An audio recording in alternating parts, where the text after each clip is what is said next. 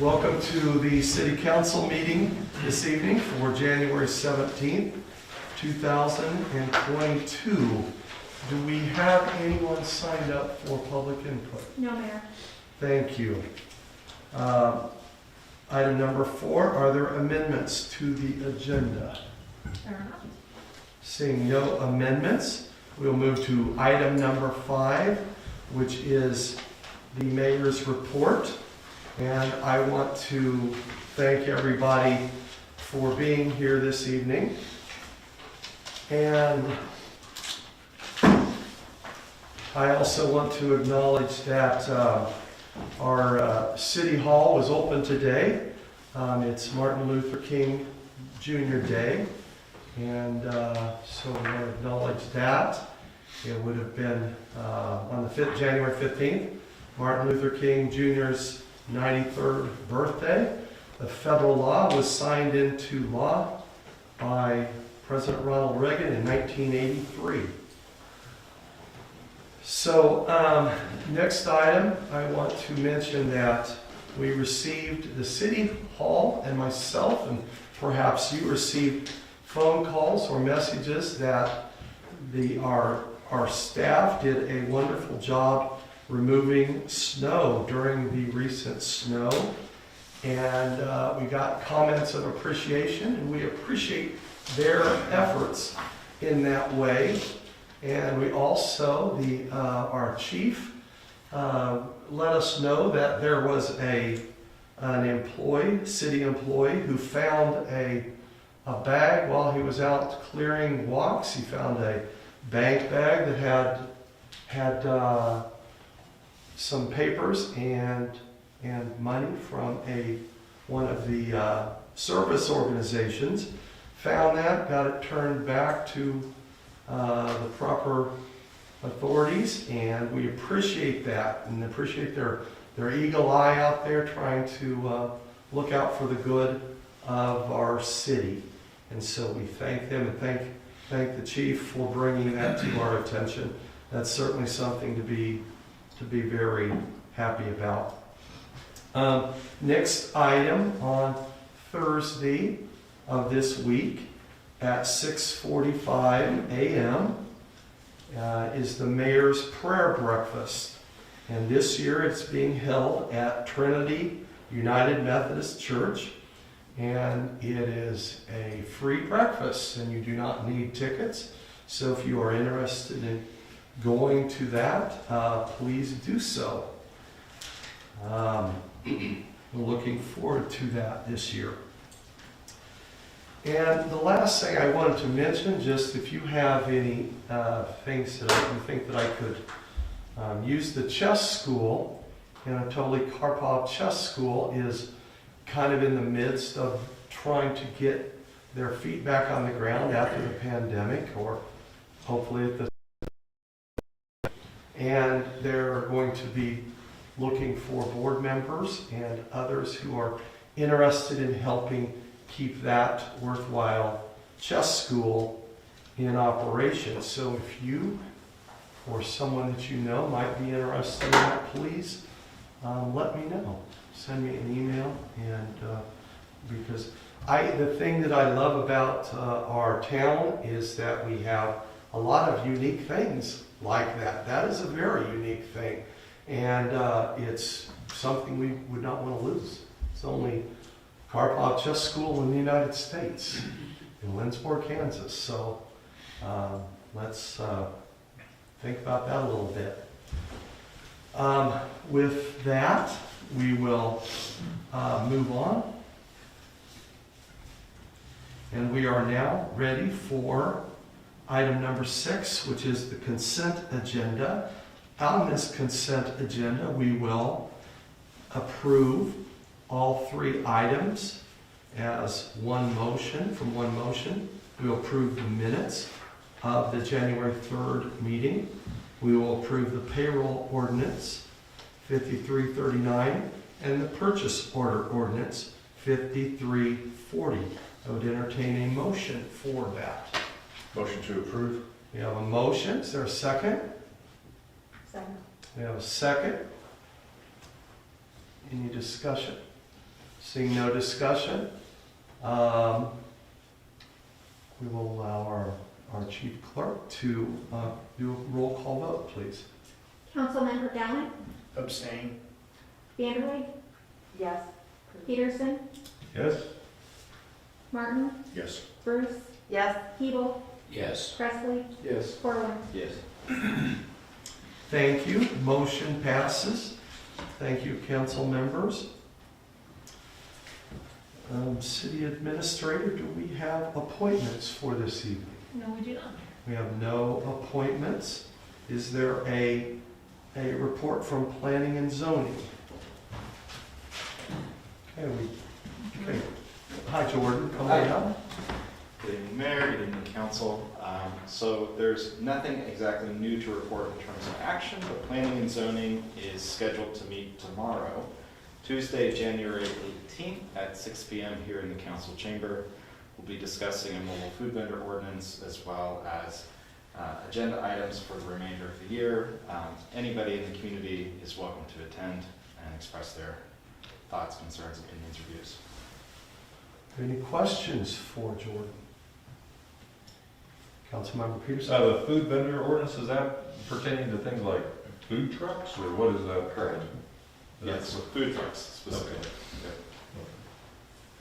Any further questions? Well, has there been interest in that from folks, I assume?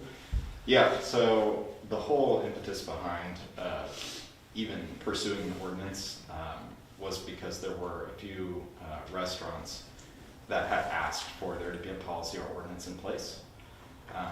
So yeah, this has been in the works for about 6 to 8 months, and now it's finally kind of coming to fruition. So, Thank you. Any further questions? Thank you, Jordan. yep. Moving on, we'll move on to item number 9, old business. And we will talk about the workers' compensation renewal. I will call on David. Thank you, Mayor. Good evening, Council. During the January 3rd meeting, you guys were presented with a renewal of the KMIT. There was an issue with it, and so we went back and we had that modified, and the ambulance service companies and EMS coverage were removed. And so you'll see that the new amount is for $22,020. Are there questions to our finance manager?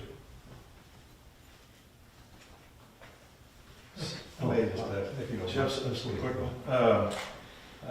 I hate to bring this up, I'm knocking on wood here, but having a mod rate of what you do, I think the city, your staff should be commended for that. Having a 0.73 is, or 7.74, real good.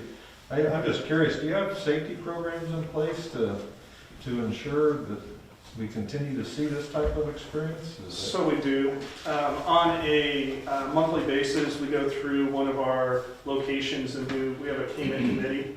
And the safety committee goes through and looks at the different facilities to see if there's anything that needs to be addressed, and then it's brought to that department head's attention. And then I know as far as public works, they do different safety courses and things like that. But, Okay. Any further questions? Mr. Mayor, this was tabled last time, so I think before the actual motion is voted on, you need to remove it from the table and present it for discussion. Thank you to our city attorney for that information. Thank you. Thank you, David. Thank you. Council members, as our attorney has mentioned, I would entertain a motion to remove this item from the table. I'll make the motion to remove it from the table. Motion, is there a second? Second. We have a motion and a second. Any discussion on the motion? This motion will remove the topic from the table so that we can, for further consideration. All in favor signify by saying aye. Aye. Those opposed, no.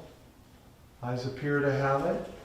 Ayes do have it. Thank you, council members. I would now entertain a motion to approve item A. So moved. We have a motion, is there a second? Second. We have a second. Is there discussion? Well, I'd just like to say that that was a good catch on Councilman Gallen's part.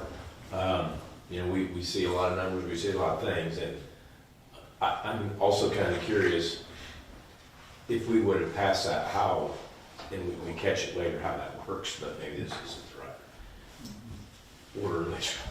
I suspect that had it been found, there certainly could have been a refund, but, you know, it was, in any case, it was clearly the best way for that to handle, and I also appreciate, as I know we all do, Councilmember Gallant in finding that. Typically, what will happen regardless, if you found it or not, is there'll be an audit almost every year on that, and they'll review how much went to each, payroll. So even though we vote on this, that's probably not the exact amount that it ends up being. Most of the time, they'll end up telling you you either owe money or they're giving you money back, and typically I've found they tell you you owe money.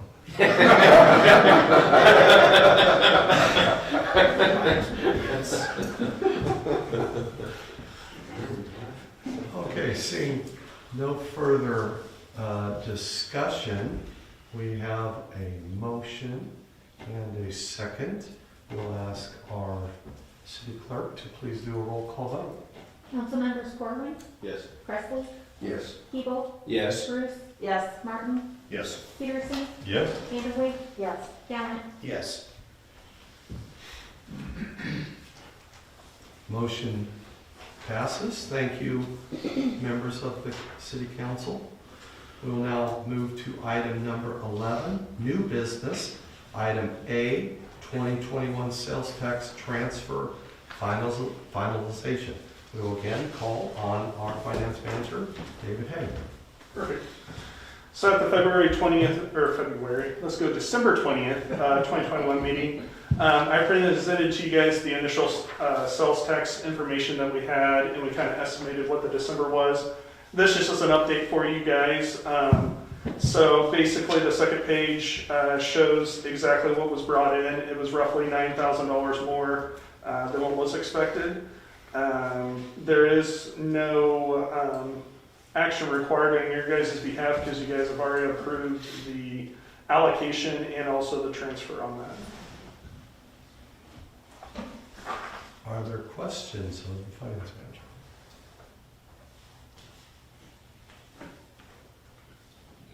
Thank you, David. We will now consider item 10, new business, item A, and I will entertain a motion.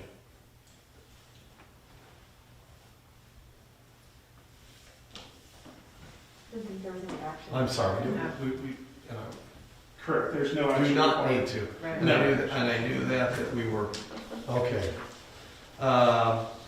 You stumped us there. Yeah. I was like, I thought you said we were good. He's testing us. Well, you did good, that was good. We're paying attention.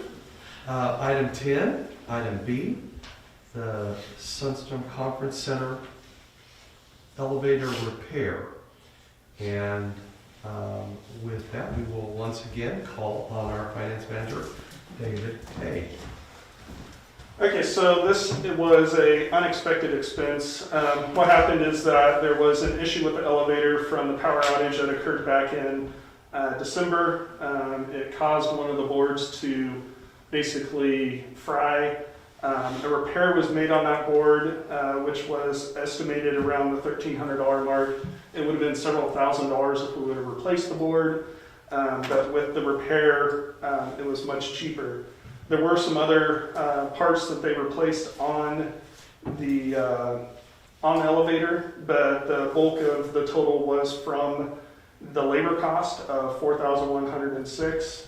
It had been approved by Greg to go ahead and move forward with the repair, not knowing what it is. So we're here before you to ask for the permission to be able to pay the elevator repair bill of $5,429.98. Are there questions for the finance manager? I'm curious if anybody else has ever had experience with this, is it common for companies like that to charge $270 an hour and labor? I mean, that's, I know Rad Source charges less to come and repair a CT machine. Like, that just seems super high.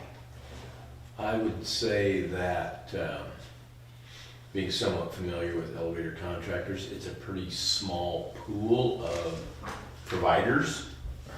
And it limits competition, really, in the service of elevators and installation of elevators. There's a few main companies that provide it, and it tends to be very pricey. So that is not a total shock to me. Okay.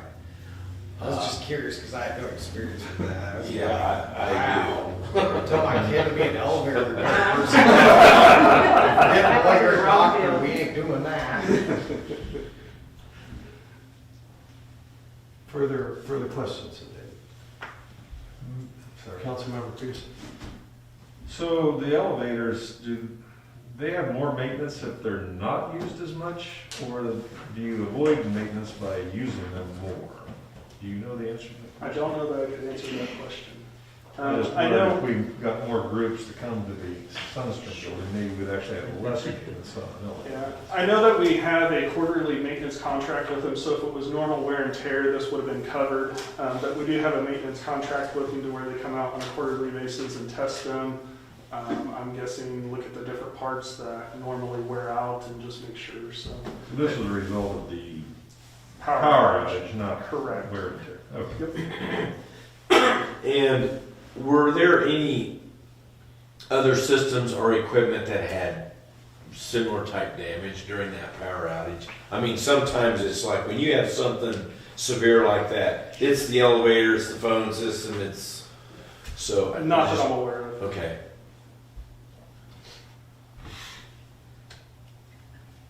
Any further questions? David, in one respect, this was approved and we're approving the actual payment. Correct. This evening. Correct. Also, it was not, it's quite a bit on an hourly basis, but it also took quite a bit of time, it seemed like. Yes. And that caused some concern. I think at this point, it's water under the bridge. We owe the bill, and it's in any way that. The company was contacted just to verify that everything was done correctly, because there were 2 actual repairmen that were sent out, and so we questioned that, and they said that was necessary at the time, so. Do they guarantee their work?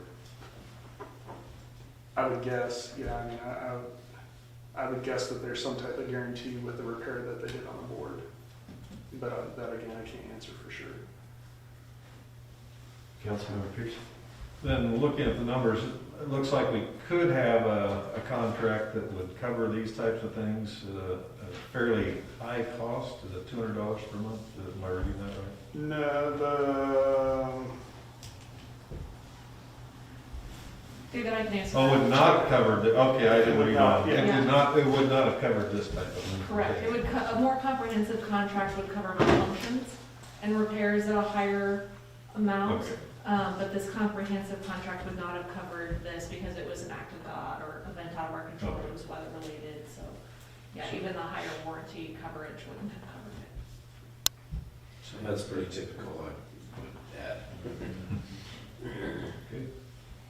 Okay, any further questions of David? Seeing no further questions, thank you, David. thank you. City Council will now consider the motion. Motions are in order. So moved. We have a motion, is there a second? Second. We have a second. Discussion among the City Council members. Seeing no further discussion, our city clerk, if you will call a roll call vote, please. Council members Martin, Yes. Bruce, Yes. Hebel, Yes. Presley, Yes. Corwin, Yes. Gallant, Yes. Vanderway. Yes. Peterson. Yes? Motion carries. Thank you, council. We will now turn our attention to item 10C, which is a discussion and possible action on rural opportunity zone educational opportunities. We will call on our assistant city administrator, Lucas Meeks. Welcome, Lucas. Good evening, Mayor and Council. Before you is a resolution related to the Rural Opportunity Zones program that the state offers. Approving the resolution would commit the city to funding up to 3 new residents for 5 years if they applied. The council passed a resolution for 2021 last year, mid-year, and there were no applications received in that 6-month window. Staff has brought this forward because we are keenly aware of the difficulties that employers have in recruiting employees. This is true for the school district, hospital, Bethany Home, Bethany College, as well as for industrial employers in McPherson and Salina. The Rural Opportunity Zones is a tool available to us to help recruit young adults to come join us and grow our prosperity. While Lindsborg saw 9.2% growth between 2010 and 2020, final numbers are not yet available to confirm whether that was mostly active retired folks or if it did include working age adults.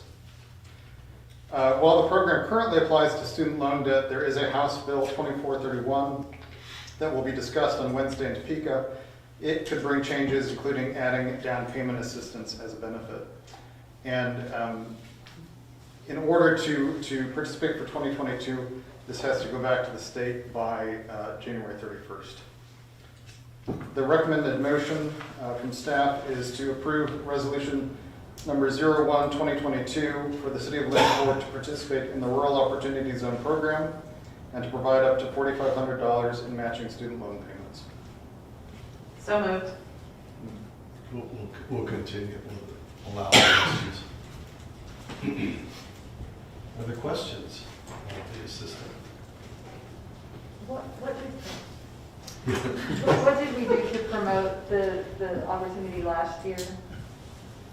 That's a great question. I had, not a whole lot. I had assumed that being on the state website that there would be some attention to that. And we were one of not very many counties that had a star in the county because there was matching funds made available. That was not sufficient. I think, for this, obviously some of these employers recruit year-round. But for the college, for the school district, their recruitment probably is focused in the spring. And so I think having these dollars available in the spring rather than coming online midsummer might make a difference as well. And can we reach out directly, Certainly. directly to our people in town and things available? Yes. Further questions? Councilmember Peterson? Just to confirm, this is for new residents coming into our community, not for students currently residing in our community. Right, you have to be a new resident. You can be a returning resident. So, a young person who's gone off and done a doctorate or done a bachelor's degree who had bona fide residence somewhere else, if they return, they can use this. Councilmember Presley? Would we consider current Bethany students who would graduate in the spring and say want to go to work for the school district? Would we consider them new residents, though they've been here for 4 years? They don't have necessarily a permanent address here, would be my assumption, but. I think that would be for the state to, we don't arbitrate that. It's the state. It would depend on what their residency status was. It says applicants must have a newly established permanent address. The college is not considered a permanent address when you're there, so That was. I would think it would be. I would read it, but.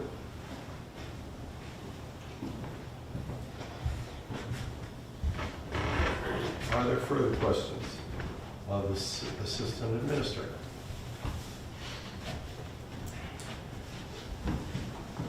Thank you.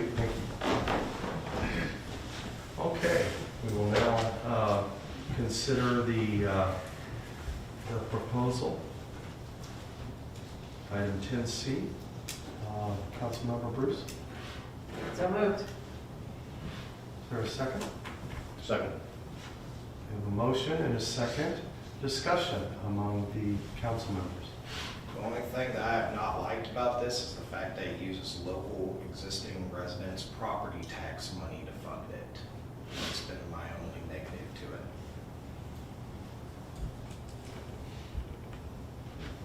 Councilmember Peterson? I appreciate the opportunity to recruit new people to our community, but it concerns me that we don't have a program of some sort to encourage our brightest and best to stay in our community. And I don't know what could possibly be out there for that type of thing, but why we don't, we want people coming in, but we also don't want the drain leaving. So I guess that would be something for a future meeting, but, or at the state level. I think this is a state program, but I guess my question would be, what can we do as a community to help encourage our folks, young people, to stay in the Smoky Valley? I think you could split hairs on it and say though, again, that if someone went to college or if they graduated from high school and moved out and established a permanent address as their first permanent address, I think that would be on their own with a house loan or whatever in their own name. That would be, I mean, wouldn't that count? If they haven't owned a house before or a permanent address? I think the applications are covered by, at the Department of Commerce, and they pretty much, I'm sure by this point, run into every type of example. This program was begun in 2012, and it has been expanded along the way. The original purpose of it was to stop the drain from counties where they were losing population. And so I think it originally was 40 counties or something like that. Now I think it's 95. So it's been increased along the way. Now I think other than the large counties, it includes the entire state. Councilmember, did you have? Oh, I think. No, I'm sorry. You heard us twitch, I guess. Other discussion on council?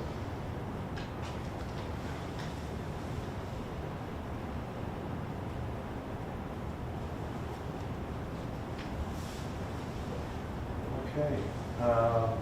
Seeing no further discussion, we will, at least since it's a financial issue, we will have our city clerk do a roll call vote. Councilmember Siebel, Yes. Bruce, Yes. Martin, Yes. Peterson, Yes? Vanderway, Yes. Gallant, No. Presley, Yes. Corwin. Yes. Motion passes. Thank you, council. And with that, I do not believe that we have an executive session this evening. That's correct. And any other business to come? I just wanted to mention, Councilmember Presley, your question about the elevator to David regarding the warranty. David stepped into this agenda item in the absence of Holly Lofton and Emily Howe, who brought this before us. So we will certainly follow up with Holly and Emily and ask that question and provide the Just like to know that at that rate, their work has some warranty on it. Absolutely, we'll find that out later. Thank you. Thank you, City Administrator. Seeing no further business before the council, I would entertain a motion to adjourn. Motion to adjourn? Is there a second? Second. We have a motion and a second. All in favor signify by saying aye. Aye. Opposed, no.